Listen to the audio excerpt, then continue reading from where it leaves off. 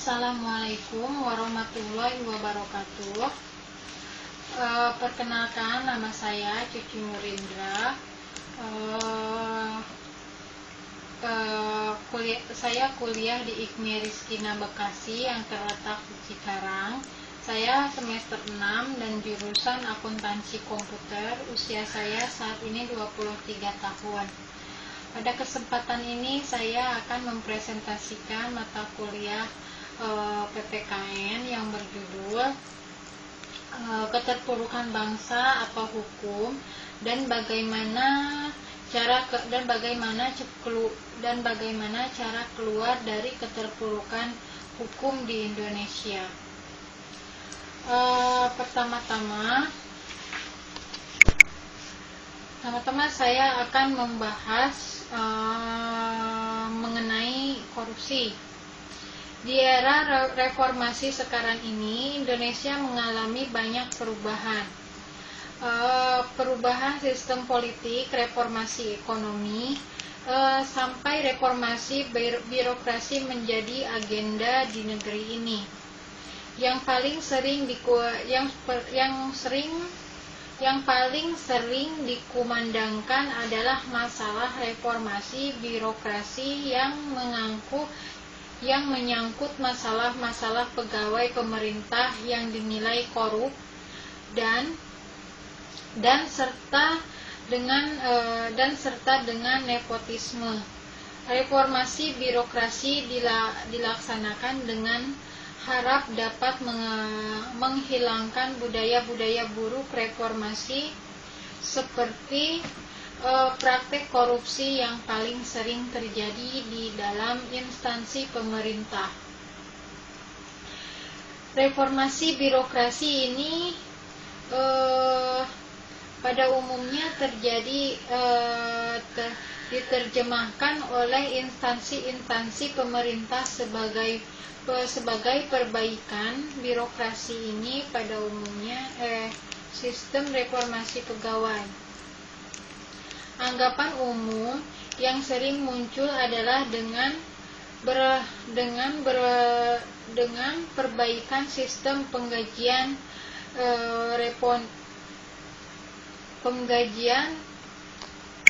atau remunerasi, maka aparatur pemerintah tidak akan lagi melakukan korupsi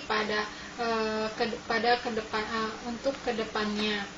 Namun pada kenyataannya tindakan korupsi masih terus terjadi walaupun secara logika gaji para pegawai pemerintah dapat dinilai tinggi. Korupsi dari yang bernilai jutaan hingga miliaran rupiah yang dilakukan para pejabat pemerintah terus terjadi sehingga dapat disinyalir negara mengalami kerugian hingga triliun rupiah. Semakin meningkat jika uang yang dikorupsi tersebut benar-benar dipakai untuk kepentingan masyarakat demi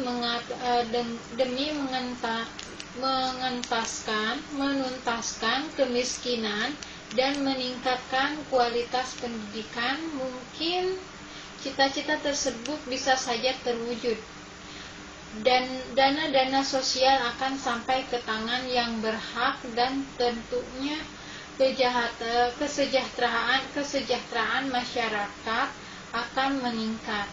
Seperti yang telah dijelaskan di atas, pengkajian ulang remunerasi pegawai yang meningkatkan jumlah gaji mereka terbukti tidak menurunkan tingkat korupsi seperti yang diharapkan. Salah satu hal yang menyebabkan hal tersebut adalah rendahnya moral dan kesadaran masyarakat mengenai korupsi itu sendiri. Masyarakat menganggap korupsi sebagai suatu hal biasa sebab tanpa disadari kita sudah terbiasa melakukan korupsi. Misalnya saja dalam penyajian alat tulis kantor. Pegawai terbiasa mengambil uang yang tersisa dari dana yang disediakan. Kebiasaan korupsi ini memberantas korupsi di Indonesia sangat sulit dilakukan. Pemberantasan korupsi seharusnya dilakukan dengan cara mengubah kebiasaan masyarakat masyarakat sejak dini dan menanamkan paradigma bahwa korupsi ini adalah suatu hal yang salah. Cara ini mulai dilakukan oleh pemerintah melalui sekolah-sekolah dengan menerapkan sistem ketika kejujuran. Kantin kejujuran adalah sebuah sistem kantin di mana murid-murid mengambil sendiri barang apa yang ia inginkan. Sekilas sistem ini terlihat seperti suatu sistem yang biasa dilakukan di supermarket, di mana konsumen melayani dirinya sendiri. Namun di kantin kejujuran,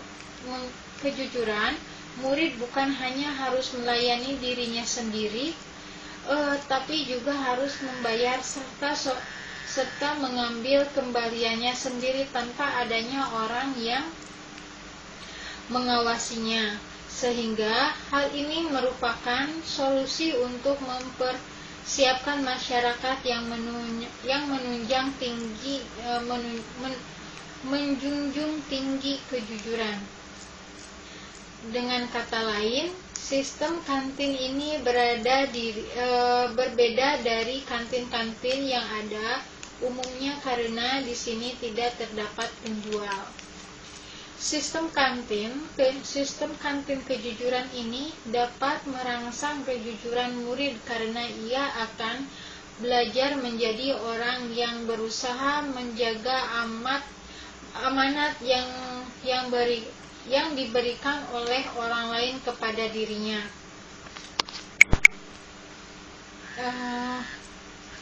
Di samping itu, khususnya kantin kejujuran juga memberikan kontribusi dalam mencerdaskan murid, khususnya untuk perhitungan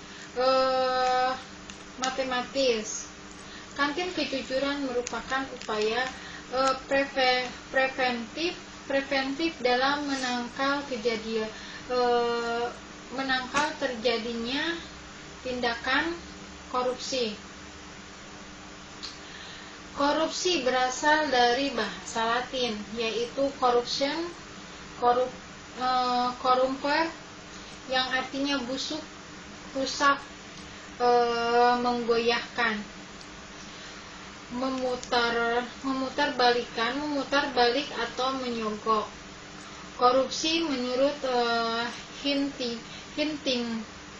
Huntington pada tahun 1968, yaitu perilaku pejabat publik yang menyimpang dari norma-norma yang diterima oleh masyarakat, dan perilaku menyimpang ini ditunjukkan dalam rangka memenuhi kepentingan pribadi. Menurut Dr. Kartini Kartono, korup adalah tingkah laku individu yang menggunakan wewenang dan jabatan guna mengeduk keuntungan pribadi, merugikan kepentingan umum. Selanjutnya, dengan merujuk definisi Huntington di atas, Hedi Sri Ahimsa Putra pada tahun 2002 menyatakan bahwa persoalan korupsi adalah persoalan politik pemaknaan. Maka dapat disimpulkan, korupsi merupakan perbuatan curang yang merugikan negara dan masyarakat luas dengan berbagai macam modus. Seorang sosiolog Malaysia yaitu Syekh Hussein Alatas secara implisit menyebutkan 3 bentuk korupsi, yaitu sogok, pemerasan, dan nepotisme. Alatas mendefinisikan nepotisme sebagai pengangkatan kerabat, teman, atau sekutu politik untuk menduduki jabatan-jabatan publik. Terlepas dari kemampuan yang dimiliki dan dampaknya bagi kemaslahatan umum. Inti ketiga bentuk korupsi menurut kategori Alatas ini adalah subordinasi kepentingan umum di bawah tujuan-tujuan pribadi yang mencakup pelanggaran norma-norma, tugas, dan kesejahteraan umum yang dibarengi dengan kerahasiaan, pengkhianatan, penipuan, dan sikap masa bodoh terhadap akibat yang timbulnya terhadap masyarakat. Istilah korupsi dapat pula mengacu pada pemakaian dana pemerintah untuk tujuan pribadi. Definisi ini tidak hanya menyangkut korupsi moneter yang konvensional, akan tetapi menyangkut pula korupsi politik dan administratif. Seorang administrator yang memanfaatkan kedudukannya untuk menguras pembayaran tidak resmi dari para investor atau domestik maupun asing, memakai sumber pemerintah, kedudukan, martabat, status, atau kewenangannya yang resmi untuk keuntungan pribadi dapat pula dikategorikan melakukan tindakan korupsi. Sebab-sebab korupsi, yaitu penyebabnya adanya tindakan korupsi, sebenarnya bervariasi dan beraneka ragam. Akan tetapi secara umum dapat dirumuskan sesuai dengan pengertian korupsi di atas, yaitu bertujuan untuk mendapatkan keuntungan pribadi, kelompok, keluarga, pengolahannya sendiri, faktor-faktor secara umum yang menyebabkan seorang melakukan tindakan korupsi di antara lainnya yaitu ketiadaan atau kelemahan kepemimpinan dalam posisi kunci yang mampu memberi ilham dan mempengaruhi tingkah laku yang menjinakkan korupsi. 2. Kelemahan pengajar agama dan etika. Ketiga, kolonialisme. Suatu pemerintah asing tidaklah menggugah kesetiaan dan kepatuhan yang diperlukan untuk membendung korupsi. Keempat, kurangnya pendidikan. Kelima, adanya banyak kemiskinan. Keenam, tidak adanya tindakan hukum yang tegas. Ketujuh, kelangkaan lingkungan yang subur untuk perilaku anti korupsi. Yang kedelapan, struktur pemerintah. 9. Perubahan radikal suatu sistem nilai yang mengalami perubahan radikal korupsi muncul sebagai penyakit transisional. 10. Keadaan masyarakat yang semakin majemuk. Dalam teori yang dikemukakan oleh Jack Bologhini atau sering disebut Johnny teori, bahwa faktor-faktor yang menyebabkan terjadinya korupsi yaitu meliputi berkaitan dengan adanya perilaku serakah yang secara potensial ada di dalam diri setiap orang. Kedua, berkaitan dengan organisasi atau instansi atau masyarakat yang sedemikian rupa sehingga terbuka kesempatan bagi seorang untuk melakukan kecurangan. Ketiga, berkaitan dengan faktor-faktor yang dibutuhkan oleh individu-individu untuk menunjang hidupnya yang wajar. Keempat, berkaitan dengan tindakan atau konsekuensi yang dihadapi oleh pelaku kecurangan apabila pelaku diketemukan melakukan kecurangan. Bahwa faktor-faktor Grant dan Need berkaitan dengan individu perilaku atau aktor korupsi, yaitu individu atau kelompok baik dalam organisasi maupun di luar organisasi yang melakukan korupsi, berkaitan dengan korban perbuatan korupsi atau victim, yaitu organisasi instansi masyarakat yang kepentingannya dirugikan. Menurut Dr. Sarlito W. Sarwono, faktor penyebab seorang melakukan tindakan korupsi yaitu faktor dorongan dari dalam diri sendiri atau keinginan, hasrat, kehendak, dan sebagainya, dan faktor rangsangan dari luar, misalnya dorongan dari teman-teman, kesempatan, kekurangan kontrol, dan sebagainya. Sedangkan menurut Komisi 9 DPRD Republik Indonesia terdapat 3 indikasi yang menyebabkan meluasnya korupsi di Indonesia, yaitu pendapatan atau gaji yang tidak mencukupi. Kedua, penyalahgunaan kesempatan untuk memperkaya diri.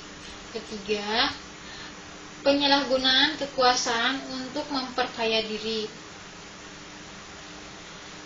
Keempat, dalam buku Sosiologi Korupsi oleh Syekh Hussein Alatas disebutkan ciri-ciri korupsi antara lain yaitu korupsi senantiasa melibatkan lebih dari satu orang. Korupsi pada umumnya melibatkan keserbarahasiaan. Korupsi melibatkan elemen kewajiban dan keuntungan timbal balik. Berusaha menyelubungi perbuatan dengan berlindung di balik perlindungan hukum.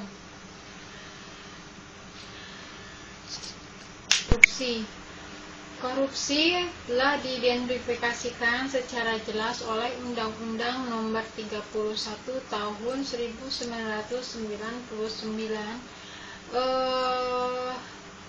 Undang-Undang Nomor 20 Tahun 2001. Dalam pasal-pasalnya, berdasarkan pasal tersebut, terdapat 33 jenis tindakannya yang dapat dikategorikan sebagai korupsi. 33 tindakan tersebut dikategorikan ke dalam 7 kelompok, yaitu 1. Korupsi yang terkait dengan merugikan keuangan negara.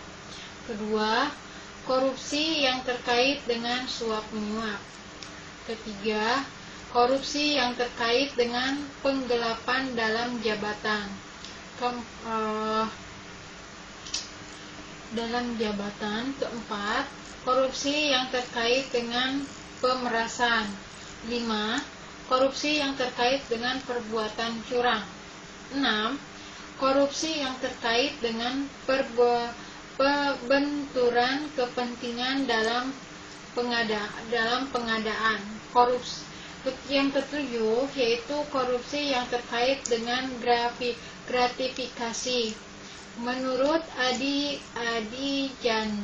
Chandra, dari definisi tersebut digabungkan dan dapat diturunkan menjadi dihasilkan 3 macam model korupsi. Pada tahun 2002 tanggal 20 ayat 2002 ayat 22 sampai 23, yaitu model korupsi lapis pertama berada dalam bentuk suap, yakni di mana prakarsa datang dari pengusaha atau warga yang membutuhkan jasa dari birokrat atau petugas dalam pelayanan publik, atau pembatalan kewajiban pembayaran denda ke atas negara, pemerasan di mana prakarsa untuk meminta balas jasa datang dari birokrat untuk petugas pelayanan publik lainnya. Yang kedua, model korupsi lapis kedua yaitu jaringan-jaringan korupsi antara birokrat, politis, aparat penegak hukum, dan penguasa yang mendapatkan kedudukan istimewa. Menurut Adi Chandra, pada korupsi dalam bentuk ini biasanya terdapat ikatan yang nepotis antara beberapa anggota jaringan-jaringan korupsi, dan lingkungannya biasa mencapai level nasional. Ketiga, model korupsi lapis ketiga yaitu korupsi dalam bentuk ini berlangsung dalam lingkungan internasional, di mana kedudukan aparat penegak hukum dalam model korupsi lapis kedua diganti oleh lembaga-lembaga penegak hukum dalam internasional yang mempunyai otoritas di bidang usaha, maskapai mancanegara yang produknya terlebih oleh pemimpin rezim yang menjadi anggota jaringan korupsi internasional korupsi tersebut. Cara pencegahan dan strategi pembatasan korupsi yaitu menurut Baharudin Lopa, mencegah korupsi tidaklah begitu sulit kalau kita secara sadar untuk menetapkan kepentingan umum di atas kepentingan pribadi atau golongan. Ini perlu ditekankan sebab betapapun sempurnanya peraturan, kalau ada niat untuk melakukan korupsi tetap ada di hati para pihak yang ingin korup. Korupsi tetap akan terjadi karena faktor mental itulah yang sangat menentukan dalam menentukan analis atau perbuatan korupsi dapat didasarkan pada 3 pendekatan berdasarkan alur proses korupsi, yaitu pendekatan pada posisi sebelum perbuatan korupsi terjadi, pendekatan pada posisi perbuatan korupsi terjadi, pendekatan pada posisi setelah perbuatan korupsi itu terjadi. Dari 3 pendekatan ini dapat diklasifikasikan 3 strategi untuk mencegah dan memberantas korupsi yang tepat, yaitu strategi preventif, kedua strategi dedukatif, 3 strategi represif.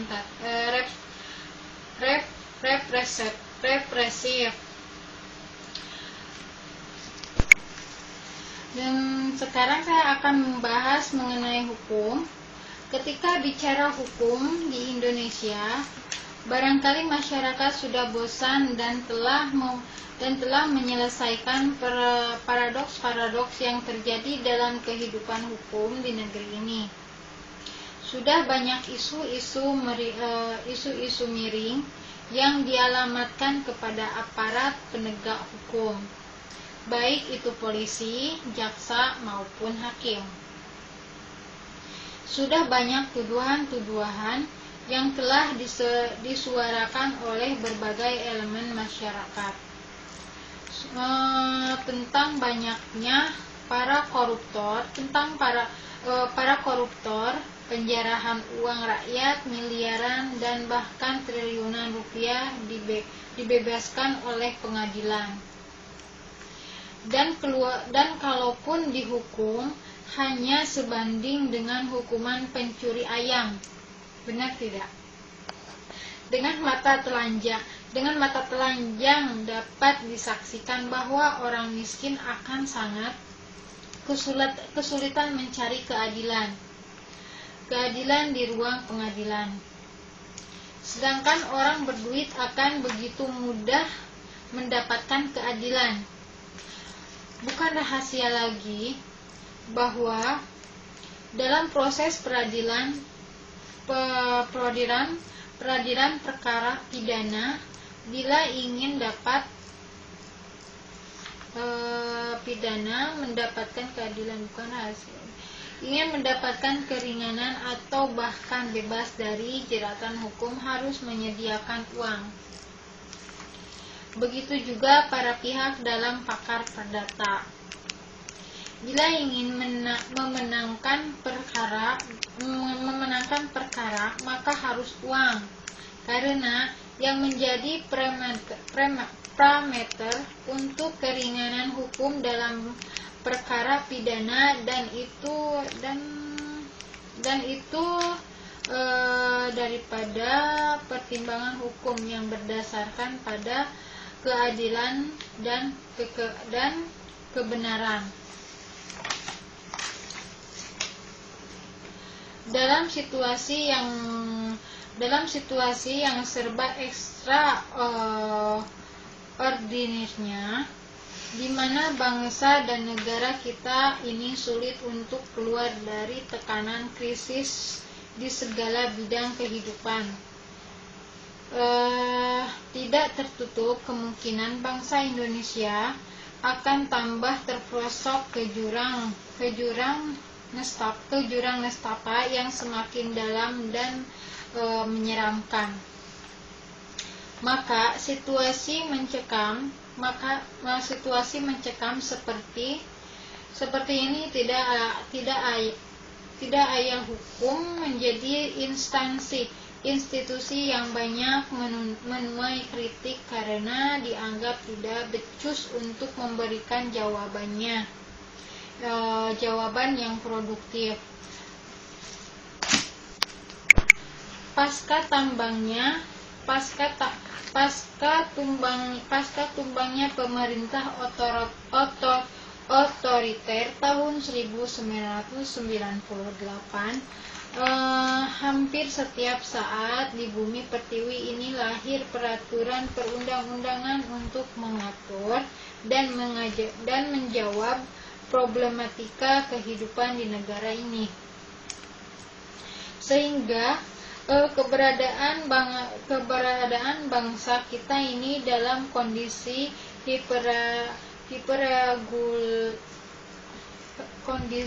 dipergulat security. Namun dengan segudang peraturan perundang-undangan, baik menyangkut bidang kelembagaan maupun sisi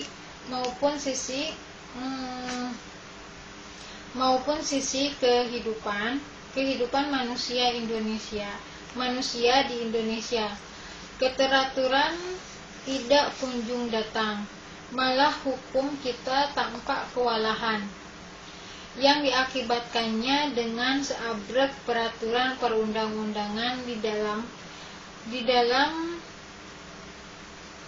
dalam ranah penangkal hukum justru malah menerbitkan persoalan-persoalan baru ketimbang menuntaskannya. Hal ini menurut Sucipto Raharjo, komunitas hukum dianggap sebagai komunitas yang sangat lambat dalam menanggapi momentum. Sejak tumbangnya pemerintah otoriter 1998 yang selanjutnya disebut sebagai era reformasi, sebenarnya merupakan momentum paling penting dan strategis dari segi kehidupan sosial dan hukum. Namun, kondisi ini tidak mampu menggerakkan untuk mengambil manfaat dalam ranah perbaikan. Institusi yang diajukan, tumpuan pembahasan dan pencerahan justru menjadi sarang trouble marker bangsa. Dampaknya kehidupan hukum menjadi tidak terarah dan terpuruk dalam situasi keterpurukan hukum seperti ini. Maka apapun upaya pembenahan dan perbaikan bidang ekonomi di bidang-bidang lainnya niscaya merupakan suatu mustahil dilakukan. Hal ini apabila dicermati, minimal terdapat dua faktor utama. Pertama yaitu penegak hukum di Indonesia sebagian besar masih terkungkung dalam pikiran legalistik positivistik. Meskipun sistem kelembagaan hukum telah tumbuh ke arah perubahan, namun paradigma para penegak hukum masih berpola lama, bahwa dalam harian Kompas tanggal 31 Mei tahun 2002 halaman 27 ditulis, penggunaan peradilan Indonesia dikepung oleh berbagai hal yang sangat rawan dengan urusan KKN.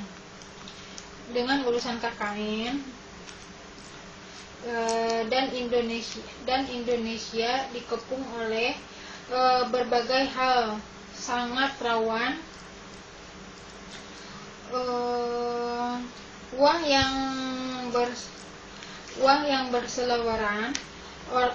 berseliweran pun bukan alang kepalang jumlahnya. Dalam harian yang sama pada halaman 4, seorang Denny Indrayana mengatakan, sebenarnya persoalan perilaku itu tidak hanya terjadi di Indonesia saja, namun yang berlangsung di Indonesia sungguh sudah keterlaluan. Selanjutnya, ketika dikaji dari sisi penegakan hukum yang legal, menurut Anis Ibrahim, rasanya kita sudah lebih dari cukup memiliki peraturan hukum yang dapat digunakan. Namun sesungguhnya sangat sulit mendapatkan data yang menggembirakan tentang keadilan yang muncul dari hukum. Misalnya, di Indonesia telah menyatakan korupsi merupakan extraordinary dan karenanya dinyatakan negara Indonesia berada dalam keadaan darurat korupsi. Hal ini melahirkan undang-undang pemberantasan tindak pidana korupsi, yaitu Undang-Undang Nomor 20 Tahun 2001 yang mengubah Undang-Undang Nomor 31 tahun 1999, dan karena kejaksaan dan kepolisian dianggap tidak mampu memiliki kewenangan luar biasa untuk melakukan memberantas korupsi. Namun, pemberantas korupsi yang dilakukan hanya sebatas popularitas, asal sikat dan sering salah sasaran. Hal ini terbukti koruptor kelas kakap yang menjarah BLBI triliunan rupiah nyaris belum tersentuh. Ironisnya, menurut Anis Ibrahim, seandainya ada yang di bawah pengadilan, terdapat dua kemungkinan keputusan. Jika tidak dibebaskan dengan dalih kekurangan alat bukti, bisa jadi vonisnya tidak jauh dari putusan penjahat sekelas preman jahat. Permasalahannya yaitu dari latar pemikiran sebagaimana diuraikan dalam pendahuluan, maka pertanyaannya yaitu bagaimana cara keluar dari keterpurukan hukum di Indonesia ini. Yaitu menurut Sucipto Raharjo, sejenak hukum modern semakin menumpu pada dimensi bentuk yang menjadikan formal dan prosedural. Maka sejenak itu pula muncul perbedaan antara keadilan formal atau keadilan menurut hukum di suatu pihak dan keadilan sejati atau keadilan substansial formal atau keadilan menurut hukum di pihak lain. Dengan adanya dua macam dimensi keadilan tersebut, maka kita dapat melihat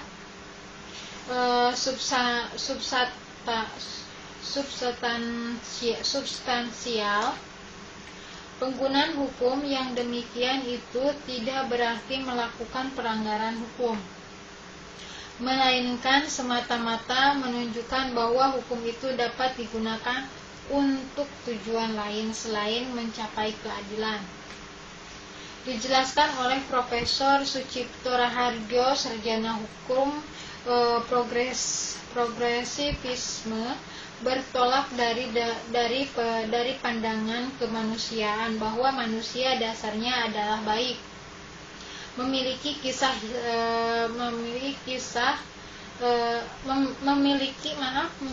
kasih sayang serta kepedulian kemanusiaan terhadap sesama sebagai modal penting bagi membangun kehidupan berhukum dalam masyarakat. Namun apabila hukum menjadi buruk seperti selama ini terjadi di negara kita, yang menjadi sasaran adalah para aparat penegak hukumnya, yakni polisi, jaksa, hakim, dan advokat. Meskipun apabila kita berpikir jernih dan berkesinambungan, tidak sepenuhnya mereka dipersalahkan, didudukan sebagai satu-satunya terdakwa atas rusaknya wibawa hukum di Indonesia. Memang sangat menyedihkan hati ketika melihat kondisi hukum di Indonesia dengan segala bentuk praktisnya. Penggunaan hukum yang serba formal, prosedural, dan teknikal pada dasarnya telah banyak melupakan sisi kebenaran material. Keadilan substansial dan dasarnya telah banyak melupakan kemanusiaan. Praktisi hukum yang diterapkan di negara kita hingga kini belum mampu memberikan garansi untuk mencapai harkat kemanusiaan yang berkeyakinan. Kebenaran material memberikan garansi untuk memberikan dan keadilan substansial. Kepedulian terhadap hukum yang menjanjikan kebenaran, kemanusiaan dan keadilan menurut Sucipto Raharjo baru dapat diciptakan atau dicapai jika kita mau keluar dari tawanan-tawanan undang-undang yang serba formal, prosedural. Manakala menginginkan mempercayai hukum beserta prakteknya masih dapat dijadikan media pencerahan bangsa, maka harus berani mencari agenda alternatif yang sifatnya progresif. Berpikir secara progresif menurut Sucipto Raharjo berarti harus berani keluar dari mainstream pemakaian absolutisme hukum, kemudian menerapkan hukum dalam posisi yang relatif dalam hal ini. Hukum harus diletakkan dalam keseluruhan persoalan kemanusiaan. Bekerja berdasarkan pola pikir yang diterima. Hukum memang perlu, namun itu bukanlah suatu mutlak dilakukan manakala para ahli hukum berhadapan dengan suatu masalah yang jika bekerja berdasarkan pola pikir hukum yang progresif, barang tentu berbeda dengan paradigma hukum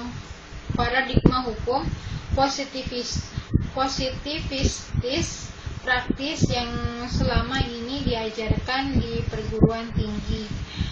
Paradigma hukum progresif melihat faktor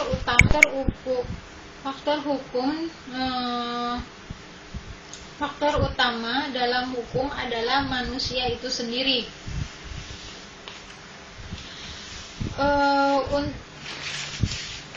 Utamanya dari seluruh pembincangan tentang hukum, penerimaan faktor-faktor manusia di pusat pembicaraan hukum tersebut membawa kita untuk mempedulikan faktor perilaku manusia. Dalam bahasa Oliver W. Holmes, logika peraturan disempurnakan dengan logika pengalaman. Jika dalam filosofi paradigma hukum praktis, posisi manusia adalah untuk hukum dan logika hukum, sehingga manusia dipaksa untuk dimasukkan ke dalam hukum. Maka sebaliknya, filosofi dalam paradigma hukum progresif adalah hukum untuk manusia, apabila faktor-faktor kemanusiaan yang ada di dalamnya termasuk juga kebenaran dan keadilan.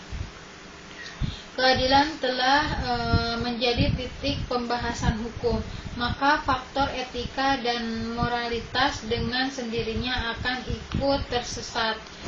Untuk itu, perlu mendapatkan kehidupan hukum yang berada dalam hal ini menurut Profesor Dr. Mulyadi Sarjana Hukum dibutuhkan predisposisi sebagai berikut. 1. Menegakkan rule of law. Untuk menegakkan rule of law ada 4 hal yang harus dipenuhi, yaitu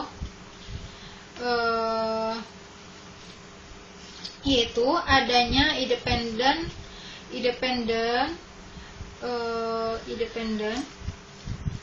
Kedua, demokrasi.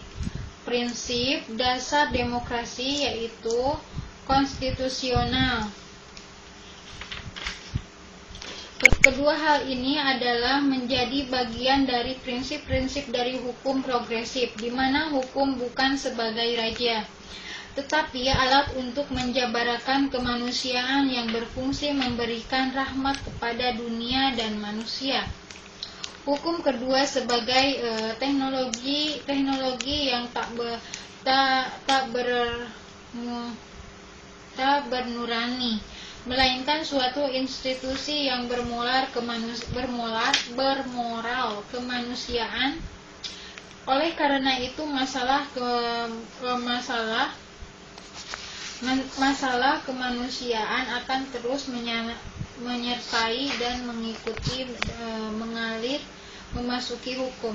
Maka hukum itu tidak ada untuk dirinya sendiri, melainkan untuk mengabdi dan melestarikan manusia dengan segala pembincangan tentang kebenaran dan keadilan di dalamnya. Jadi kesimpulannya yaitu untuk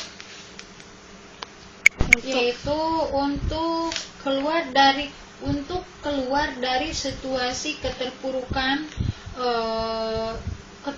negara kita atau hukum yang berada di Indonesia ini, yang selalu dimuat di berbagai media, bahkan menjadi bahan olok-olok di kampung-kampung, maka harus ada usaha pembahasan diri dari cara kerja yang konvensional yang diwariskan oleh mazhab hukum positif dengan segala doktrin dan prosedurnya yang serba formal, prosedural, yang justru melahirkan keadilan yang bersifat formal, bukan keadilan substansial. Pencerahan dan pembahasan dari belenggu formal prosedural itu barang tentu hanya dapat ditempuh melalui paradigma hukum progresif yang sangat peduli kepada kebenaran, kemanusiaan dan keadilan. Bukanlah keberadaan hukum di tengah-tengah masyarakat tidak hanya dibatasi untuk mencapai kepastian, tapi yang jauh lebih besar dari itu adalah untuk mencapai keadilan sejati. Hal ini hanya dapat terwujud dengan hukum yang adil di Indonesia ini. Sekian saya cukupkan. Terima kasih atas perhatiannya. Assalamualaikum warahmatullahi wabarakatuh.